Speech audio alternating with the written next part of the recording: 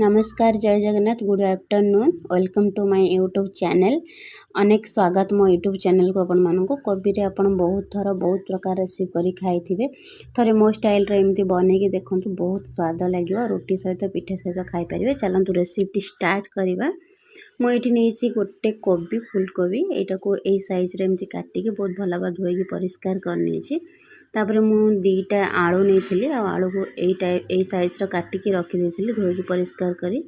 आउ गोटे कैप्सिकम किछि ग्रीन मटर आउ 4-5टा बीन्स चुना चुना करी काटी थिली आउ टमाटर यही साइज काटी नहीं तापरे कि पियाज दीटा मु लंबा लंबा करी काटी थिली दीटा कंचा लंका गोटे सुखिला लंका अदा कटा और रसुण कटा। चलंतु स्टार्ट करिबा। कढ़ा बसेली कढ़ा गरम होला परे किछि तेल देथिली तापरे जीरार गोटे सुखिला लंका देथिली तापरे जीरा फुटण देथिली टिके एटा फुटी आसला परे कटा जाइतिबा रसुण को ऐड करि दबा।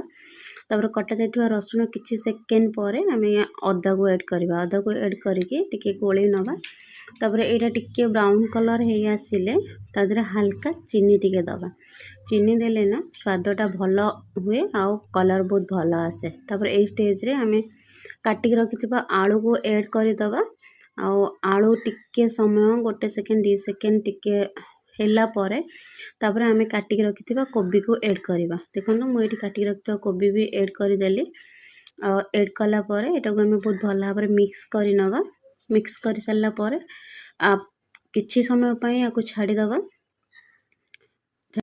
काटिक रखिथिबा टमाटर को ए स्टेज रे हमें ऐड करि दबा। आ टमाटर ऐड कला परे किछि लूण दबा तापरे हळदी गुंड लूण दे सल्ला परे हल्का लंका गुंड देबे। आपण राग हिसाब रे लंका गुंड देबे। मु गोटे चम्मच लंका गुंड एठी ऐड करिछि। तापरे एटा को बहुत भला भाबरे मिक्स करि नबा। मिक्स कर सल्ला परे ए स्टेज रे हमें कोन करबा ना जो काटिक रखिथिबा बीन्स आ ग्रीन मटर को ऐड करि नबा। ऐड करने की ताको बहुत भला भाबरे मिक्स करके घोड़े की ताको 4 रु 5 मिनिट छाड़ी दबा सिझिबा पय। आ एथिरे पानी देबेनी मने रखिथिबे पानी एथिरे ऐड करिवेनी। देखंतु एठी कोबी रे भी पानी अल्प अल्प आसी जाइछि। किछि समय परे आमे कोन करबा काटिक रखिथिबा जो पियाज को ऐड करि नबा। काटिक रखिथिबा प्याज ऐड कर सल्ला परे जो कैप्सिकम रखिथिले ताको ऐड करिबा। कैप्सिकम ऐड करि सैला परे आको बहुत भला भाबरे मिक्स करि नबा। आको एठी मिक्स कला परे किछि समय पे पुणी आको छाड़ी दबा काहे ना एबे जे आलू आ कोबी सिझिनी आको सिझिबा पे टिके टाइम लागिवो।